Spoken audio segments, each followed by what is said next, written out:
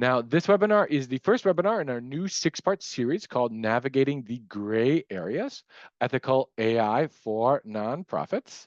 In each session, Alice and I are going to guide you through the opportunities and challenges AI presents within the nonprofit world, with each session focusing on a specific gray area of AI use. Now, there are a few options for joining this series. You can purchase individual sessions, you can join the full series for a discount, or you can join our online learning academy where you'll get access to the series and over 100 webinars in the upcoming year with courses and Q&A as well. And you can get a $75 discount right now for the online learning academy, and I'll drop a link or more details about each of those options in the chat here shortly. All right, so it looks like we have most of our group here now, so we can get officially started. So welcome everyone to today's Target Ed. This is what grant makers think of AI. My name is David Gates, and I'm the Director of Online Education here at GrantStation. And today I'll be presenting with Alice Ruhnke. Alice is the President of Education and Outreach at GrantStation. And before she joined GrantStation, she ran her own consultancy where she raised over $45 million from federal, state, and private grant makers. Alice also recently earned this Grant Professional Certified credential. And today we're going to share, or we're going to explore real-world examples of AI policies from funders and discuss some of the best practices in that arena. Alice is going to lead us off, so please welcome Alice Ruhnke. Well, thank you, David, and happy Monday to you all. And thanks for joining us. We have a big crowd today, so I'm excited to talk through all of this information. So what we're going to start with is, setting the stage of what funders think and where their areas of concern are, so that we can kind of pre-think through some of our strategies. We're going to show some examples and case studies of policies from different types of funders. And then those best practices that David was kind of talking about how we can use AI with source material and assistive AI to really help us in the process, and how to work with funders on all of this. So we really want to, help to learn how to use these tools as effectively as possible to help our nonprofits while also being as ethical as we can be. So, just by starting out the question of, oh, I did it too fast. I did it too slow. You guys got the answer first. But what do funders think about writing, using AI to write proposals? And unfortunately, the answer is, it depends on the funder. So we're going to walk through this a little bit more and how we can work with different funders who have different policies. So one of the things is that, every funder is unique. You already know that. The running joke is always, if you know one funder, you know one funder. And you can't really translate one funder to another. And there's no uniform guidelines, from those funders if you can use AI when writing when writing your grant applications. Each funder is going to have their own policies, and they're going to vary a lot in how much they will or won't allow you to do. However, like with anything, when we're writing proposals, the constant is that you are responsible for what you submit. And that has to do with AI, and not even with AI. When we're writing proposals, we're always responsible for all the data that we're, sharing with the funder and all those sorts of things. And so, you always are responsible for what you submit, and AI doesn't take that away from you. And I used to keep really good records of where I got my data and all those sorts of things when I would submit an application, so that I always had that backup to say, this is where I pulled this information from or that information from. So that part doesn't change at all. And there's concern by funders about either allowing you to use AI or disallowing you to use AI. And so we're going to kind of talk about, where they're trying to balance this as well. Funders like us grant professionals and nonprofit professionals, we're all learning this at the same time, and we're all trying to figure out the goods and the bads and all those sorts of things, and again, how to be ethical and effective both. So some of the concerns that funders have is just that they would get, a huge volume of applications, that people would draft AI proposals and just submit lots of applications.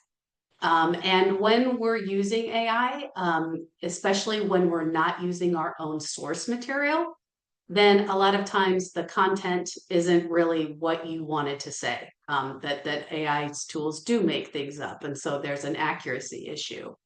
And then also, they funders would, and even us writers, right, are concerned about plagiarism and intellectual property. So can we be using this information that AI is the outputs that it's providing for us? So those are all the reasons why funders kind of are, concerned about us using AI. But on the other hand, right, the detection tools, we're going to go through a little bit of those and show you some different examples. Those are very unreliable tools. So if they're putting, your applications through some sort of detection tool, those have not, kind of worked up to the level that they're actually reliable tools. It's also a burden for nonprofits, especially those smaller nonprofits. And if they can't use AI, then the playing field really doesn't get leveled for them. And so, a more a nonprofit with more resources, with more human resources, more money, would have people who could help, churn over application after application. And the small shops, AI is a real benefit for. So that would really burden those small nonprofits, especially. And then the other part is the funders are not like teachers at a university. They're not looking to regulate what is being submitted to them. They're really here to partner with you, to understand your projects and programs, not to regulate how you write your applications and things like that. So that's just not the world that those funders are living in. So now what we're going to do is David's going to show you some different examples of some different funders, and how they have communicated to the nonprofit community about using AI. Yes, thanks, Alice. So yeah, we're going to walk through a few different examples as we kind of go through the webinar today. Just looking at some that have, very specific policies already in place, some that are a little bit more general, and just some of the things that we can glean from each of these examples. Because as Alice said, there's no one size fits all. To this, every funder is unique, but there are some kind of key themes or takeaways that we can look at as we go through these examples. So first, we'll take a look at the National Institute of Health, so the NIH. They have pretty clear policies that they have released recently when it comes to AI use. So they mentioned that they have had issues with high volumes of applications. So what they say is while AI may be a helpful tool in preparing applications, the rapid submission of large numbers of research applications from a single PI may undermine the fairness and originality of the research application process and unfairly strain NIH's application review processes. So they restrict use a little bit more than some of the other funders that we'll talk about. They say applications that are either substantially developed by AI or containing sections substantially developed by AI are not considered the original ideas of applicants and will not be considered by NIH. And I see some questions. What does PI mean? That's the principal investigator. So these are more kind of research grants that are coming through. So as you can see, there's still some questions when you even have these policies. So for example, what does substantially developed by AI mean? If you're using it for a little bit of editing, that's probably okay, according to the NIH. But if you are, having it create a full proposal about a research idea, that's going to be a little bit more of a problem. I've dropped a link to their policies that you can read through. Alice, any thoughts about the NIH policies before we kind of move on? Oh, you're on mute, Alice. Yeah, it is an interesting policy. It's one of the first government policies that I saw that I've seen come out. The NIH one, and then there's one from the Department of Education, which is quite opposite of NIH. And how they're going to monitor this, I'm not really sure. That's where some of the issues come in with detecting these sorts of things, and we're going to talk about that. But they feel that they're going to, receive too many, and so they will probably be using some tool to detect. But we're going to talk Mhm. about that and the challenges that go along with that. Yeah, absolutely. Um, Next up, we'll talk about the Spencer Foundation. So the Spencer Foundation is a national foundation. And out of all the examples that we found, I think they had the most robust policies in place. And it seemed like they understood the nuances of AI use better than any other funder, or at least in terms of publishing their policies. So right off the bat, we have a few different points from the policies that I've pulled out directly. The Spencer Foundation allows the use of generative AI by applicants. So they don't necessarily encourage the use of it, but they allow it. So they're very, very clear about this point. They mention when to disclose use of generative AI. So they also understand that these artificial intelligence tools exist on a spectrum in terms of their capabilities, and how users choose to engage with these tools is slightly different. So they make a distinction between what they refer to as assistive AI and generative AI. And I really like how they frame this. So they mentioned assistive AI is using artificial intelligence tools to do things like enhance grammar, spelling, and punctuation of their proposals. And it's mainly used in the revision and the editing process. They mention that disclosure of assistive AI use is not required. Then they talk about generative AI. So generative AI is used whenever a program or application produces written content, visuals, audio, or videos based on a prompt or outline. And they say applicants and grantees must disclose the use of generative AI. So right away, they understand that there's some nuance in people's using of these tools, and make a pretty clear distinction of if you're just using it for editing, you don't have to disclose it. But if you're using it in a little bit more in depth, in a generative way, then you do want to mention how you are using it. Next, they talk about how to actually disclose the use of generative AI.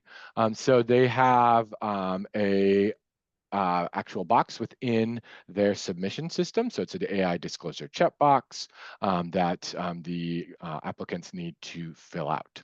But then they also make further distinction, saying how the disclosure will be used. And they say applicants and grantees who disclose the use of generative AI will not be penalized in the review process for doing so.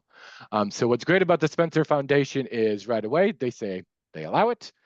They understand the nuance of how people are using it. They have very clear procedures about actually disclosing its use. And they mention that they will not penalize you for using this type of technology. So ideally, we could get all the foundations to have these robust policies because it makes it really clear, black and white, when you have it written down like this. But any thoughts with this one, Alice? Yeah, no, I really like it as well. And I do like that distinction. It really helps to understand. I think that what we're always teaching is kind of that assistive AI. Mhm. And we'll go through some of those examples, today as well, where we're using our own information to help us recreate it in the way the funder wants to see it. Generative AI is great. It's great to use to brainstorm ideas and to pull information and all those sorts of things. But I like that there's that distinction of how people are using it. Yes, absolutely. And I saw one question about is using a spelling and grammar check in Word AI. I wouldn't say in Word that it's AI, but they do mention, Spencer Foundation mentions that, spell check and word processing tools are incorporating AI features. So these are being incorporated into things like Word, into things like Google Docs. So soon it's going to become more and more integrated. Okay. The next one we'll look at is the Athens County Foundation. So a smaller foundation, but they have in their policies that they mentioned that they have a list of kind of red flags for grantees. And they mentioned that overusing AI is a red flag. And I think, the overusing carries a lot of weight in this one. So they say a red flag is if a proposal feels overly polished, but impersonal with language that could apply to almost any project. And they mention, specifically that when a proposal reads like it was entirely generated by AI or pulled from a generic template, it can feel disconnected or insincere. And some stories are best told in your own words, even if they're raw, informal, or a little unpolished. So they're encouraging a little bit more of the human element when actually submitting these proposals. They mention how to avoid it and say, AI tools can be helpful for refining your ideas. And right there, they mention that we love our ACF bots. So that is just kind of showing that this foundation is using generative AI tools themselves. I don't know how they're using it, but they are using these tools. So it's not like they are, not encouraging the people to use it and then, following it the exact same way. There's a little bit of nuance with this one. Um, but they also mentioned that if AI is part of your process, just make sure to take time to review your draft or ask a peer to read it with fresh eyes. There are often telltale signs of AI-generated text, and this is pretty true. And while that's not an issue on its own, proposals that lack specificity or depth can raise questions. So where you would probably land with something like the Athens County Foundation is it could be used as an assistant. It can be used in the generation of some of the questions, but make sure it has your voice. Do that editing process. Follow those best practices that we're going to talk a little bit more here about, or more about here shortly. Any thoughts with this one, Alice? I just wanted to share with you guys one little thing that I've heard of those telltale signs of using AI. And when you look at that fourth bullet where they say using AI won't disqualify your application, dash, we're not your teachers, dash, those dashes are pretty overused in Mm-hmm. chatbots. And so that's one of those things where it doesn't mean 100% it was written by AI, but they're really overused. And so, a lot of times those are little tells that people kind of see those and say that it's AI generated. So just be Yeah. careful with that. Or if you're using it to, again, we're always telling you to edit the information and that sort of thing, but making sure that you're taking away those dashes Yep. because those are a big A use big in telltale the sign. Yeah, yeah. chatbots. So I would Yeah, a take big those away, telltale sign. Yeah, which is interesting that they used it to write to some of their AI exactly. policies or ideas there. Yeah. Yep. The next one to talk about is the United Way, Suncoast. So they also have some pretty detailed information that they've released on leveraging AI. So in their policies, their suggestion is to create your own content and then use AI as a highly efficient partner to check for length, readability, tone, or etc. So creating, something like a template and then using that to, tailor your answers a little bit further is going to help speed up the process, but it's still going to, kind of keep your voice, keep you at the center of it. They also have some considerations where successful grant applications, AI generated or not, capture the human connection between the author, reviewer, and the project. So it's really about, writing in a way that is going to, capture the impact of your project. If AI is helping you to do so, that's one thing, but not relying on AI entirely throughout this process. They go on to say unfiltered AI can hinder that, and suspected AI use can bias a reviewer's opinion of the grant application, which is actually an important point to also think about as you are using AI.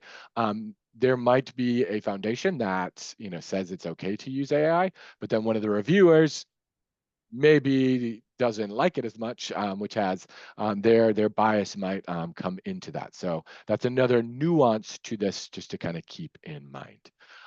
Any thoughts with this one, Alice?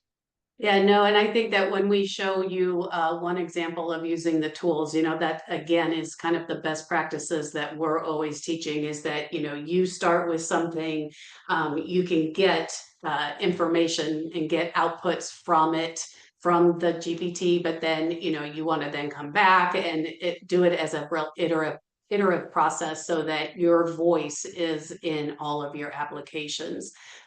So I think that, so far is really, you know, mainly where funders are coming down. Like they want to hear the real story, right? That we can only tell the best Yeah. because we know our organization's the best. Hmm. So these are going right along with, I think, how people, are kind of using the technology and things like that. Yeah, absolutely. Another funder called the Fiber Foundation, and they just mentioned pretty clearly in their grant policies that grant applicants are permitted to use AI tools in the development of their proposals. However, applicants are fully responsible for the accuracy of the content of their proposals. And that is just, that's the number one takeaway today. And you mentioned it before, no matter what, with AI or without AI, you are responsible for it. But if you're using AI tools, that's where that editing process really comes in. So just kind of keeping that at the forefront. Any thoughts with this one, Alice? I do just want to share a quick story just about that though, and it really isn't AI generated, but I could see where you could get some of these same results. But I've worked with organizations and I was in the review process, and one of the reviewers actually checked every person's links to in their needs section, which I was like, wow, that's really intense. I don't do that much work unless I something didn't maybe stand true to me, then maybe I'd go look it up. But anyway, there was a quote that an organization had used over and over and over again over the years, and a statistic, and I can't remember exactly what it was, but they never could find the source, right? But they had used it, they had used it, they had used it, and they weren't doing anything that they thought was wrong. They read it in a proposal somewhere and started using this, and then when the funder actually asked, where's this coming from, they couldn't find it. So and that was before AI. So again, you're always responsible for everything, so just keep that in mind. Mm-hmm. The next one is just an example from a local community foundation in Florida, where they wrote a blog post, highlighting a little bit more of this nuance, where they rejected an applicant who relied too heavily on AI, but don't disallow its use. They mentioned that AI tools should be used as aids rather than substitutes for human oversight. Double checking grant applications is essential to ensure that they meet the standards of clarity, accuracy, and alignment with the organization's tone. And I think this is a good kind of takeaway in terms of a policy. And we're going to look at here, some best practices for using AI. But in general, if you are following the best practices, you probably won't be overusing AI in terms of your grant applications. They're going to be accurate to your organization. They're still going to have your voice. Any thoughts with this one, else? No, I think that this is going right along with our best practices coming up here next, so Mm-hmm. I agree with this. Yep. Yep. So let's now kind of turn after we looked at those examples. And just to reiterate, all of the examples that we went through, they do have links in the slides that you'll be able to see. And we're going to share the slides, and I'll drop a link to the slides here in the chat as well. These are foundations that had clear policies or outlines about it, but as a lot of people have mentioned in the chat, a lot of foundations do not have something so specifically outlined at the moment. So just kind of keeping that in mind. So let's take a look here at the best practices for using AI, because I think this kind of helps you understand, how you're using it in an assistive way versus a generative way, and some of the nuances that foundations might be thinking about here. So first, what we really consistently recommend is using source material.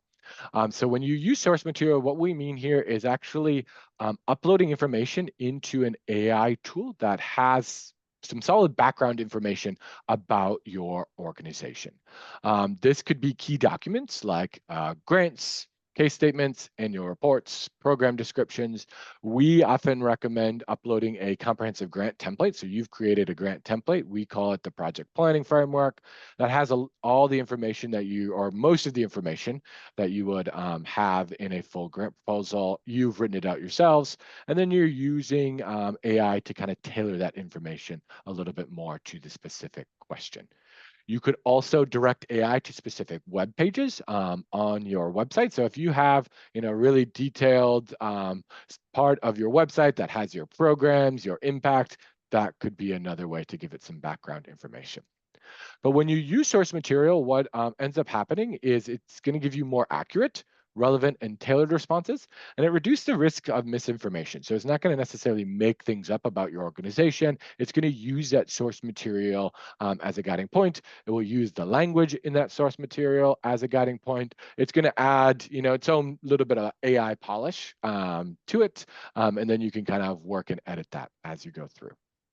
Also, we recommend applying assistive AI. So we really liked how the Spencer Foundation referred to it as assistive AI, because I think that's a really, really important way to think about it.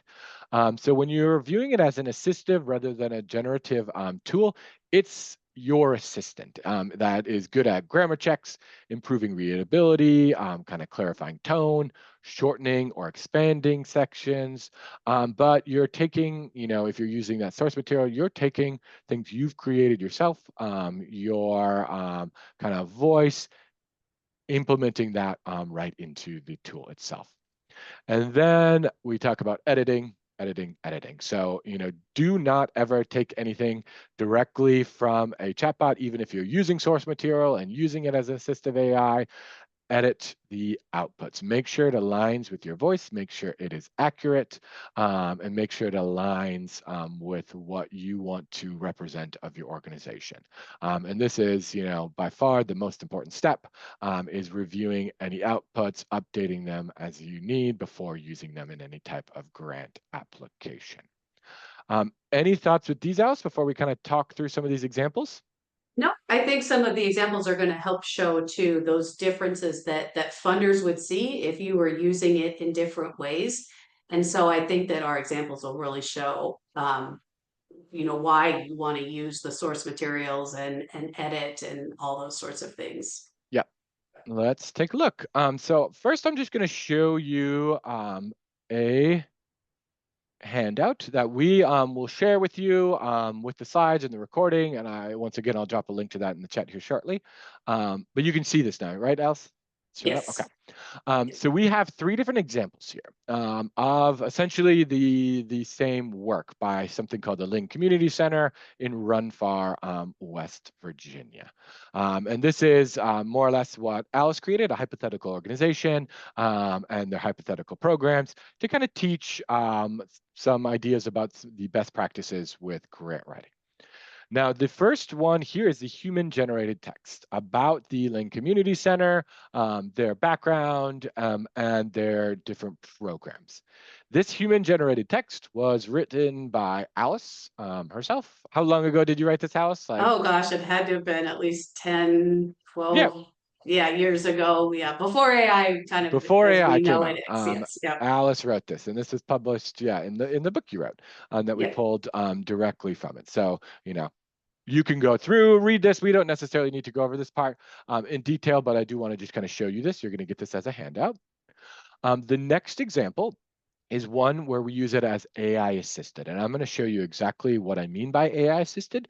But here, what I did was I uploaded source material and then prompted AI to create a draft. So this is another great one to review. And we're going to look at this example here in a moment live. And then we have one that is AI written, where I just didn't provide much background information. I had the AI create it kind of out of thin air. And what you'll see as we go through this live is that it's pretty inaccurate. It's, the language is okay. You might pull some language ideas from it, but it does not match what the Lynn Community Center actually offers. So just kind of keeping that in mind. Okay, so let's jump over to ChatGPT here. And we're going to take a look at how you would get these different types of outputs.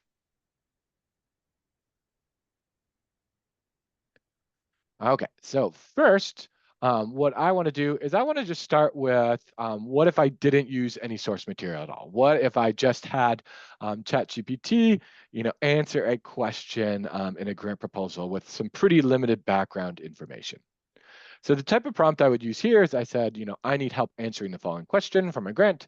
My organization is the Link Community Center in Run Far, West Virginia. We run a Steps for Success program that helps youth through tutoring, a youth gardening program, and a healthy lifestyles program. And then the question for the grant is describe your organization, its mission, and the population it serves.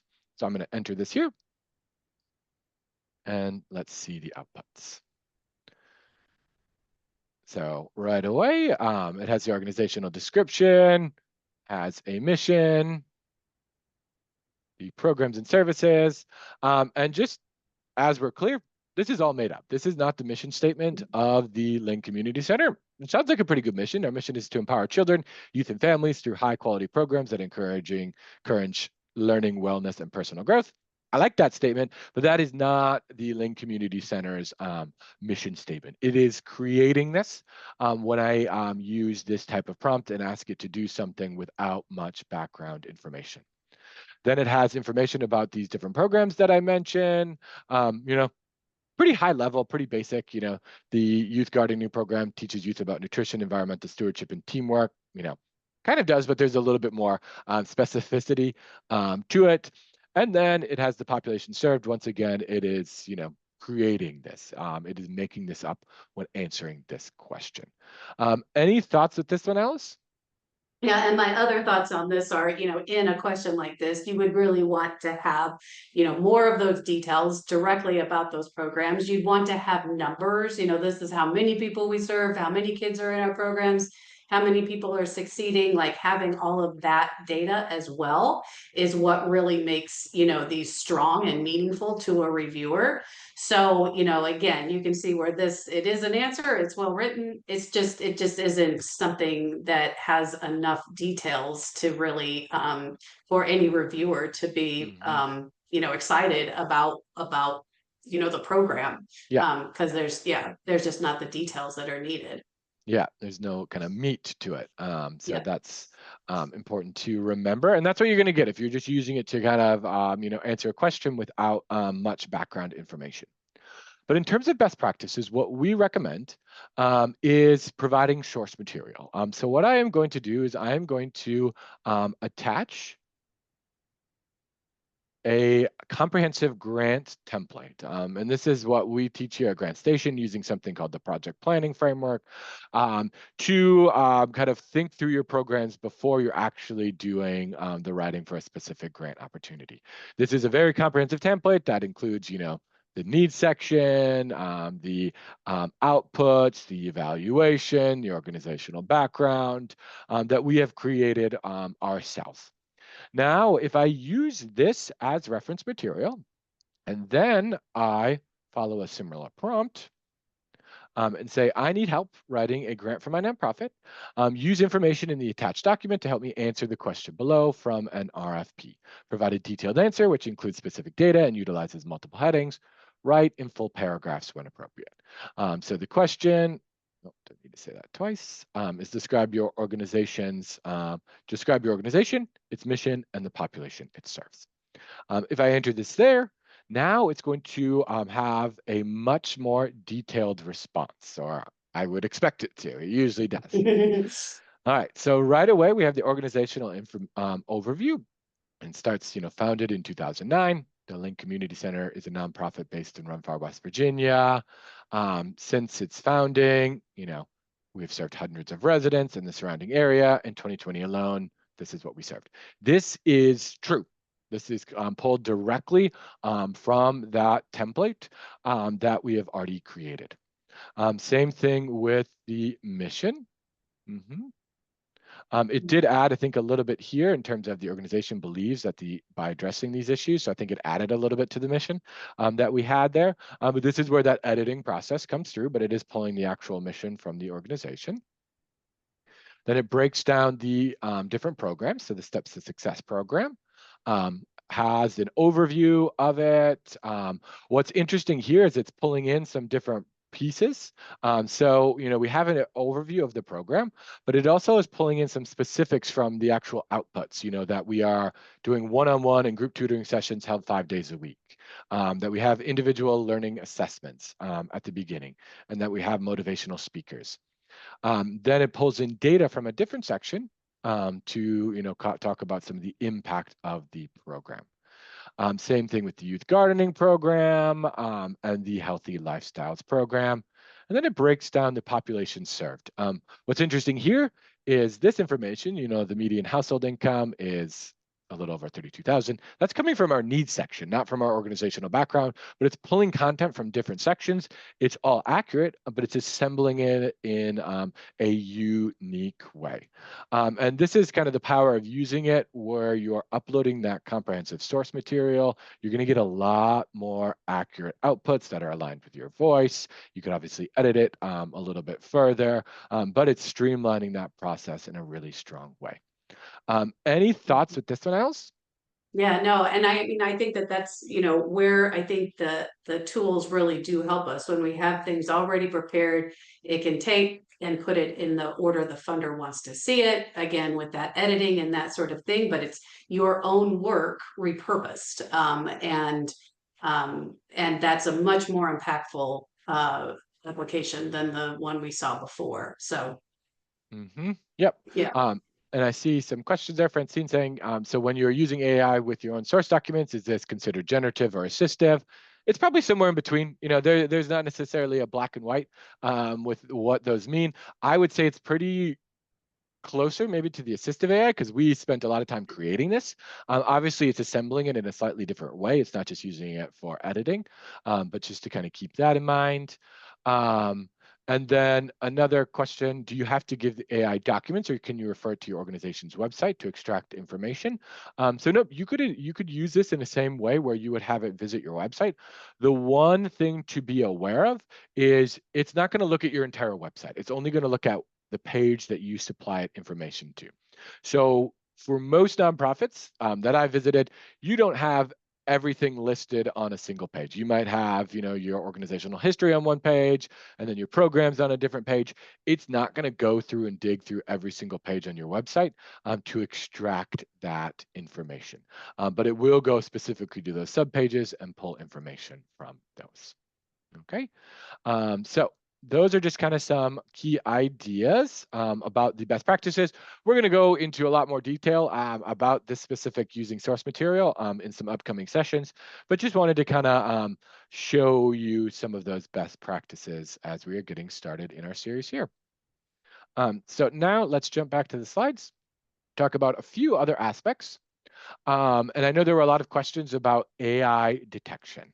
So there are AI detection tools that are out there that will tell you if something is, written by AI or not written AI.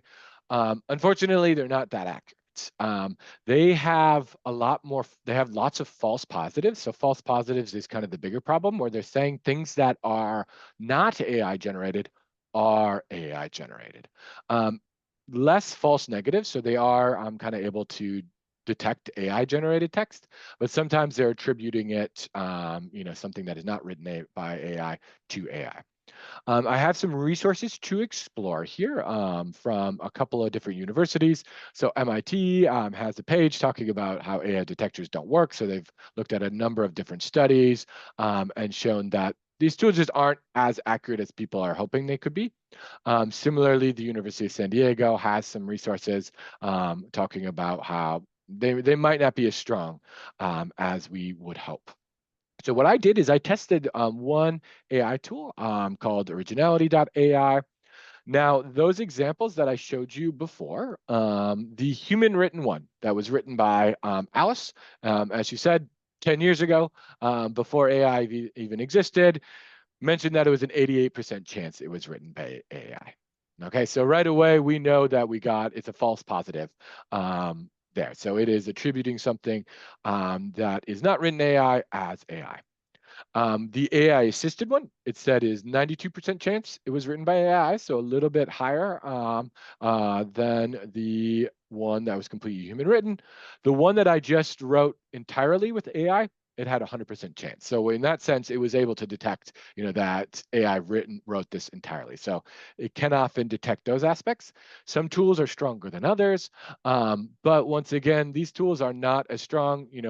I'm hoping that lots of foundations aren't using these tools just because they're not as strong or as accurate as hoped. Of course, some foundations, they're free to do whatever they want, so they could be using these tools. They might have policies that they might have policy or not necessarily state that they are, but there's not necessarily a clear way to know each one of those. All right, so let's go on here and just talk about aligning with funders. So Alice is going to talk a little bit about this. Okay, so just a couple of things, that we do want to be ethical as we're doing this, and if a funder does ask you to disclose if you are using a tool, and you are, I would be honest about my use of the tool if I was specifically asked. And if they specifically, prohibit AI use, then just don't use it. That you don't want to certainly start a relationship with the funder by doing something that they don't want you to do, and then kind of getting caught up in it. And then you would maybe never be able to build that relationship with the funder. And then, again, if they, I like that one funder was kind of putting a checkbox in there, or just kind of directly asking and you could answer. Um, I would just be honest with whatever they're asking about, and just, share with them how you've used the tool. And just kind of really stay true to your transparency with them, and building that relationship. If they don't have any guidelines, using AI as an assistant, and keeping your voice, within your applications. Again, that's where, when we're talking about assisted AI and using our source material, I think that it really does help us to keep kind of talks in our voice as well. It's easier to pull the information and that sort of thing. So, you always, but it's, you want to make sure that you're keeping it in the voice that you want it. You could say to a funder, if you wanted to, that sections of this were generated with assistance from AI, and then were edited by our team, or vice versa, that we wrote it and we used a tool to help with our editing. And that sort of thing, because I've also heard that, Grammarly, even though it's just an editor, that it's being picked up with AI tools. So that would also be honest that you're using it. And then I know nobody likes to talk to funders, but or I'm just kidding, but always fearful of that. But there's nothing wrong with just, talking to a funder, asking if they have any policies, do they have any thoughts on it, and talking with them first. Again, I think what most of them are going to tell you, as long as you're accurate, as long as you're telling your story, as long as you're helping them understand who you are, most of them are going to still say those same answers. So don't hesitate to reach out if you're kind of nervous about it, or want to know how they're doing it. And so this is our first in our gray areas, and then we're going to talk about privacy, hallucinations, plagiarism, how we're going to be human-centered and aligning our technology. And then finally, on December 8th, we're going to be talking about creating policies for your organization. You can purchase our entire series if you would like, for a special discounted price of $175. If you would like to take the whole series and want to do it that way, you can contact David, or click on this box here. But we also wanted to share with you a little bit about our new online learning academy. We just launched it last week.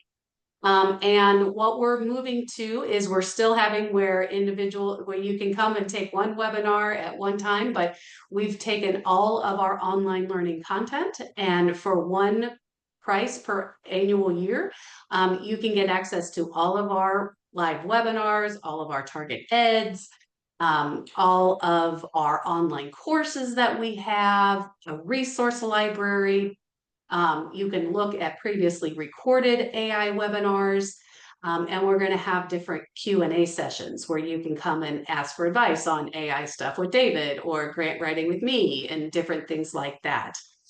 So for the whole Online Learning Academy, again, right now we're on a sale for you can get $75 off for so only $474 you would get access to everything. So this entire targeted series plus the next 3 targeted series plus all of our live webinars. So it's a really great deal.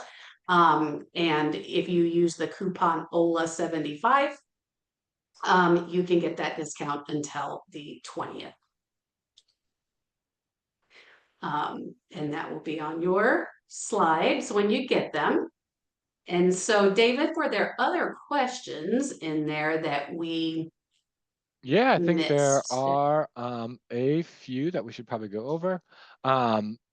So Ken said, Alice, I put AI was not used in the creation of this grant application. My boss had me take that line out. Should it have been Hmm. there? I don't think it hurts. I mean, I guess if that's something that's important, I don't know. If you, I don't know that it's a yes or no, but I don't think that the line hurts. What do you Yeah, think, David? I Yeah, would think that the line yeah, doesn't hurt. As yeah. you could be clear about using it, you could be clear about Not not using using it. it Yeah, as well. yep, yep. But there's not necessarily a 100% right answer. It's probably just being aligning with what you feel is most important. Mhm. Um, and then a question from Jennifer, where do you typically find AI policies on a foundation's website? It's, as I was doing the research for this, it varies. Some of them have it under their grant policies. Others were within the actual application. So once you get in the application, then it has like the details of where the AI policies actually are. So there's not necessarily one place. Others were kind of updates on the organization's blog. So once again, unfortunately, the answer is a little bit, it depends. Hopefully in the future, as this gets a little bit more, commonplace, having these types of things, it's going to be under their grant policies section. But right now, you probably just have to poke around a little bit.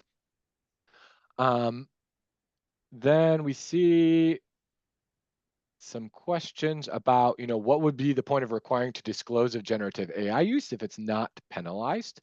So, why does the Spencer Foundation even care?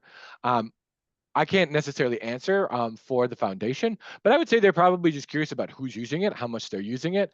They might start to compare applications.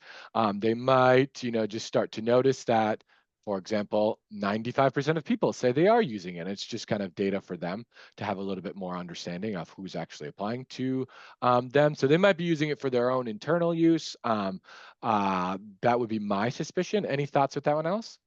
No, I can't think of any other reasons, but I mean, it could be just, again, we're all learning this together, right? Yep. And so it's, that could just be fact finding for them. Yep. Yep. Then I see a couple of questions from Lauren and Ellen about uploading source material. I'm afraid it could be used by AI in the future, or just concerned about sharing too much with AI sources. So yeah, that is an accurate concern. We are going to spend 45 minutes talking specifically about that in 2 weeks because it is a pretty detailed aspect. But just to give you the high level overview, what we do is we usually break it down into kind of a 3-tiered system. It's green light, yellow light, red light. Those green light things are really anything you could share with AI that is, publicly identifiable, or not, sorry, publicly available information. Something on your website, things that are in your 990, things that are just out there in the open that people know about, or things that you want people to know about your organization, that you served this many people. Like that is things that we want people to know. Yellow might be a little bit more nuanced. So, for example, if you are uploading your evaluation information, you might want to edit out certain parts of that. Of course, maybe participants' names, but their results, you might make it anonymous. So the yellow is a little bit more careful, and then the red is just you would never share that information. And the example that we consistently use is if you're a domestic abuse shelter, you're never sharing the address of the domestic abuse shelter in an AI application. You just would never do that. That's too confidential. It's too important, even if the tool is entirely secure. So once again, there's a little bit of nuance to that, but we're going to talk through that in a lot of detail in the upcoming sessions. Let's see if there's any others. I think we see a lot of those were on the privacy. Maya asked if it's common for funders to have AI policies for grant seekers. I think it's just starting. It's not commonplace yet, but I think more and more will start to put things on their websites like we saw in those examples. Yep. Um, I saw one question specifically for you, Alice, okay. from the webinar with Voulet a few weeks ago. Yep. So it sounded like Vu had a story about a foundation who called him and asked him to send a grant proposal that he had already written for another organization, saving him many hours of time. Do you think it's fair for foundations to expect original, authentic work in grants, or is using AI a useful way to more easily jump through unnecessary hoops created by funders, helping to correct an unfair system? Yeah, I go on the latter on that, Nicole. I mean, I really feel like that these tools are going to help, again, when you're using it with your own source material, it's having another assistant to help you. It's taking the work you've already done and putting it in the order that a new funder or a different funder wants to see it. And so to me, it levels the playing field, and helps those smaller organizations who don't have the human resources. So Mhm. I feel like it's something that they can get it in the way that they want it, but you're using that tool to help you get there. Yep. I saw a question from Maya. How common is it for funders to have AI policies for grant seekers? I think not that common yet. It's definitely growing. I've seen a lot of the ones that we found for today's webinar were ones that have been released in 2025. So I think our funders are maybe starting to catch up, thinking about, this is important. But some of these foundations are moving slowly. Might take a little while for them to adopt it. But I would say less, the overwhelming majority do not have it. Would you agree, Alice? Yeah, yeah, Yeah. yeah, All right. yep. Then another question, if you're accused of using AI, but you haven't, how do you prove that? That could be challenging. I can't necessarily think of any way you wouldn't be able to, unless you have examples of how you wrote grants in a similar way before AI was out. Like Alice's example, like she had this book published before AI even existed. So that would be a way. But unless you have that documentation, I think that would be a pretty challenging thing to actually proved. Yeah. Mhm. Yep. Any other Yeah. important Yeah. ones you think Mhm. we should address there? Um, no, I think those all kind of go back to the same one. I don't know what you do if you're accused of it. So that there's a lot of questions on that one. And I think it's, again, talking to the funder, building that relationship, sitting down with them one-on-one, and figuring out what's going on and showing them things like the stuff that came from MIT and San Diego that David, showed us. Yeah, that would probably be the Just best to way to show try to that it's educate not, them. yeah, educate Yeah. them back, that they're not reliable. Hmm. That would be my suggestion. Yep. And just kind of related to that, John's question, are funders using AI tools to reject letters of inquiry? Um, I have not seen any published internal processes from funders about what they're doing. In terms of using AI, that we're using AI to screen applications. I have seen, for example, within that Spencer one thing they mentioned is that reviewers are not allowed to use AI. So I have seen some policies that they're not allowed to use AI, but I haven't seen anything where it said they do use AI.